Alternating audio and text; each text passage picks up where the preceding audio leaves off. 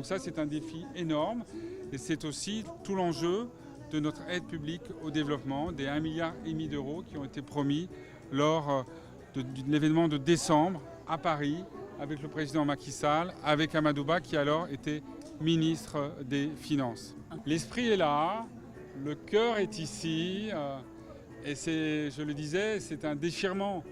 Alors bien sûr, j'ai une vie de privilégié, bien sûr, mais je peux vous dire très honnêtement que pour ma famille, pour moi-même, c'est très dur de quitter ce pays. Mais je reviendrai comme citoyen libre, citoyen engagé, citoyen amoureux du Sénégal. Toute la planète, les entreprises viennent ici et elles contribuent, je pense, très fortement à la croissance du Sénégal, à l'emploi au Sénégal, à la transformation et à la modernisation de l'économie.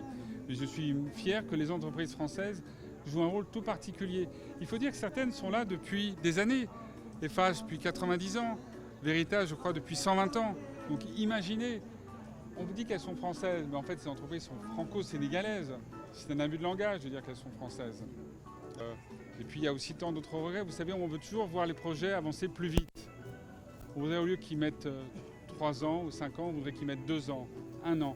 Parce que quand on voit l'importance des besoins, les attentes, je vous assure, quand vous allez dans un village, que vous voyez ce que ça peut faire qu'un château d'eau, qu'une case de santé avec un infirmier ou une matrone, ce que peut apporter un système d'irrigation, c'est la révolution. Donc on se dit, pourquoi n'avoir pas réussi à favoriser ce projet plus vite, avoir répondu plus vite aux besoins des élèves, des professeurs. Alors, vous parlez de l'enseignement en France. Eh bien, comme je le disais, le nombre d'étudiants sénégalais en France, chaque année, il est passé de 2500 à 4300. Donc vous voyez, ils sont en très forte augmentation.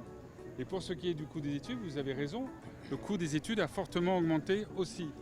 Mais le coût des études en France, les universités françaises ont à peu près le même coût que l'université privée sénégalaise ici. Et par ailleurs, il faut le savoir, aujourd'hui, les 2/3 du coût des universités en France sont pris en charge par les contribuables français.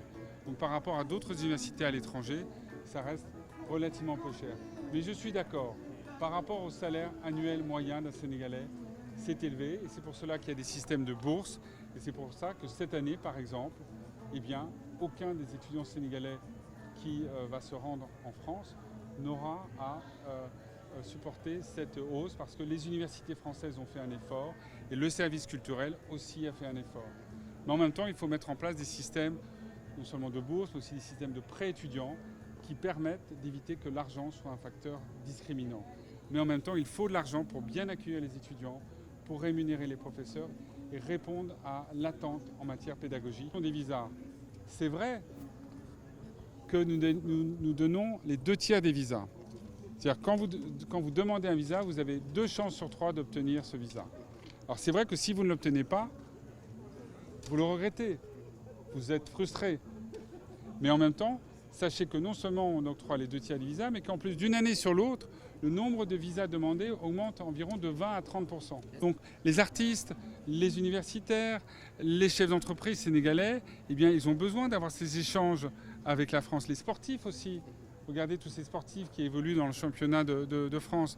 Et nous voulons faire en sorte d'être encore plus coopératifs dans le domaine du sport. Je l'ai dit tout à l'heure, il y a les Jeux Olympiques de la jeunesse ici en 2022. C'est formidable, c'est la première fois qu'il y aura des Jeux Olympiques ici au Sénégal. Et nous voulons, avec le comité d'organisation des Jeux Olympiques de Paris de 2024, travailler ensemble. Donc il va falloir effectivement monter des échanges entre les sportifs et pas simplement rénover telle ou telle installation sportive, ce qui est aussi évidemment important.